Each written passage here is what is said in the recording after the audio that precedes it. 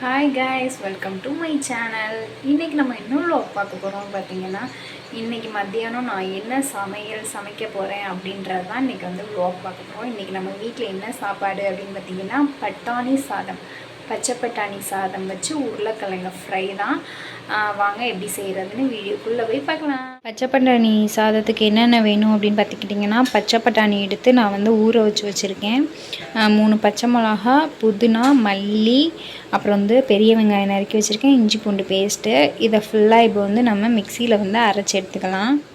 First வந்து புதினா வந்து போட்டுக்கலாம். புதினா, மல்லி, பச்சை மிளகா 3ஐயும் வந்து நல்லா அலசிட்டு எடுத்து வச்சுருக்கேன். அதை 3ஐயும் போட்டு லைட்டாக தண்ணி ஊற்றி அரைச்சி எடுத்துக்கலாம். அரைச்சி எடுத்துட்டேன். அடுத்து வந்துட்டு அடுப்பில் வந்து குக்கர் வச்சு தேவையான அளவு எண்ணெய் ஊற்றிக்கங்க. நெய் பிடிக்கிறவங்க நெய் ஊற்றிக்கங்க. அப்புறம் கொஞ்சமாக பெருஞ்சீரகம் போட்டுக்கோங்க, கருவேப்பிலை போட்டுக்கோங்க. அப்புறம் வந்துட்டு இந்த பட்டை இந்த மாதிரி இருந்தால் போட்டுக்கோங்க. என்கிட்ட இல்லை, அதனால நான் போடலை. பெரிய வெங்காயத்தை நீல வாக்கில் கட் பண்ணி வச்சுருந்தேன், ஒரு வெங்காயம். அந்த ஒரு வெங்காயத்தை ஃபுல்லாக போட்டு நல்லா வந்து அந்த எண்ணெயிலே வந்து நல்லா வதக்கி எடுத்துக்கோங்க. அப்புறம் தேவையான அளவு இஞ்சி பூண்டு வந்து பேஸ்ட் போட்டுக்கோங்க. நான் இந்த 5 ரூபா இஞ்சி பூண்டு பாக்கெட் வாங்கி தான் போட்டேன். நான் வீட்டில் வந்துட்டு இஞ்சி இல்லை, அதனால் நான் இஞ்சி பூண்டு பேஸ்ட் வாங்கி தான் போட்டேன்.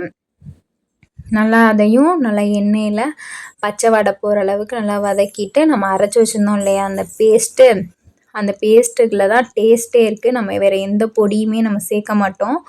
அந்த அரைச்சி வச்சுருந்த எல்லாத்தையும் போட்டு அதுவும் அந்த ஸ்மெல்லு பச்சை வடை போகிற அளவுக்கு நல்லா வதக்கி விட்டுக்கோங்க.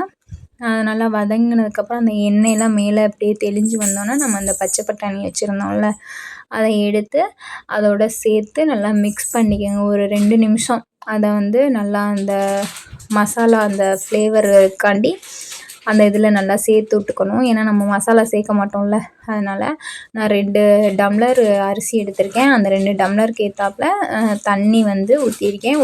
ஒரு டம்ளருக்கு 2 டம்ளர் தண்ணி அதுக்கு பார்த்து நான் ஊற்றிக்கிட்டேன். எக்ஸ்ட்ரா ஒரு டம்ளர் ஊற்றிக்கிட்டேன், ஏன்னா பட்டாணி வேகிறதுக்காண்டி.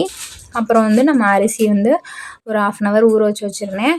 அதை வந்து போட்டுட்டே நான் வந்துட்டு நம்ம சாப்பாட்டுக்கு சமைக்கிற அரிசி தான் போட்டிருக்கேன். உப்பு நம்ம வந்து தேவையான அளவு உப்பு சேர்த்துட்டு நம்ம வந்து நல்லா கிண்டி விட்டுக்கலாம். கிண்டி விட்டதுக்கப்புறம் நம்ம குக்கர் போட்டு மூடி வச்சுக்கலாம். நீங்கள் எப்போவும் எத்தனை விசில் விடுவீங்க அப்படின்றத பார்த்து வந்து குக்கர்லேருந்து எடுத்து வச்சிட்டேன். கொஞ்சம் நேரம் தம்மில் இருக்கட்டும். அடுத்து வந்து நம்ம வந்து பொட்டேட்டோ உருளைக்கிழங்கு வந்து பொரிக்கலாம். எல்லாத்துக்குமே உருளைக்கிழங்கு எப்படி பொரிக்கணும்னு தெரியும், இருந்தாலும் நான் எப்படி பொரிக்கிறேன் அப்படின்றத பாருங்கள். ஃபஸ்ட்டு வந்து எண்ணெய் ஊற்றிட்டு கடுகு கொஞ்சமாக சேர்த்துக்கிட்டேன். அப்புறம் கொஞ்சமாக கருவேப்பிலை சேர்த்துக்கிட்டேன். பூண்டு வந்து 2 பல் பூண்டை வந்து நல்லா இடித்து சேர்த்துக்கிட்டேன். பூண்டு வந்துட்டு கண்டிப்பாக உருளைக்கிழங்கு செஞ்சாலே பூண்டு கண்டிப்பாக போட்டுருங்க. ஏன்னா வாய்வு, அதுக்காண்டி பூண்டு வந்து அதிகமாக கூட நம்ம சேர்த்துக்கலாம்.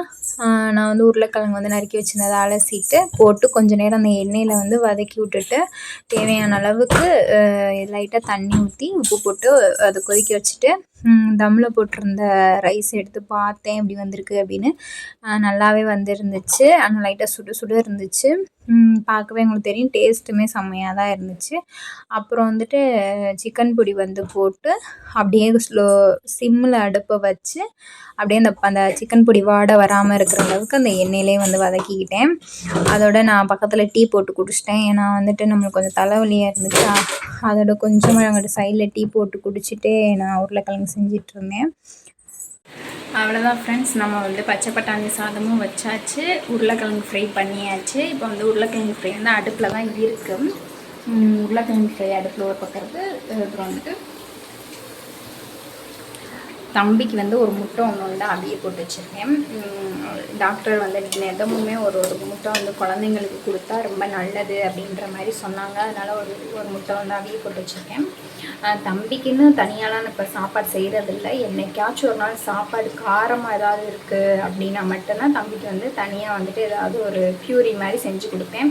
மற்றபடி நாங்கள் என்ன சாப்பிட்றோமோ அதையும் அவனுக்கும் கொடுத்து பேரே பழகிக்கிட்டு இருக்கேன். அவனும் அக்செப்ட் பண்ணிக்கிறான், ஓகே அப்படின்னு சொல்லி சாப்பிட்றான். கொஞ்சம் காரம் அதிகமாக இருந்துச்சுன்னா சாப்பிட மாட்டான். ஆனால் உருளைக்கிழங்குல காரமாக இருந்தால் மட்டும் சாப்பிட்றான். அது ஏன்னு தெரியலை. நம்ம வீடியோ பிடிச்சிருந்துச்சு அப்படின்னா நம்ம சேனலை வந்து சப்ஸ்கிரைப் பண்ணிக்கோங்க. பக்கத்தில் இருக்கிற பெல் ஐக்கானை கிளிக் பண்ணிக்கோங்க. அப்போ தான் நம்ம போடுற வீடியோ வந்து எல்லாத்துக்கும் நோட்டிஃபிகேஷனில் வரும். நம்ம இன்ஸ்டா ஐடி கொடுத்துருக்கோம், அதையும் போய் ஃபாலோ பண்ணி வச்சுக்கோங்க. எல்லாருமே வந்து வீடியோஸ் பார்க்குறீங்க, ஆனால் சப்ஸ்கிரைப் பண்ண மாட்டேறீங்க. நான் வந்து இப்போ தான் வீடியோ கூட ஸ்டார்ட் பண்ணியிருக்கேன். எனக்கு சப்போர்ட் கொடுத்தீங்க அப்படின்னா தான் என்னால் டெய்லியுமே என்னால் வந்து வீடியோ அப்லோட் பண்ண முடியும். எந்த மாதிரி வீடியோ வேணும் அப்படின்றதையும் மறக்காமல் கமெண்ட்டில் வந்து சொல்லுங்கள், சப்போர்ட் பண்ணுங்கள். பாய், அடுத்த வீடியோவில் சந்திப்போம்.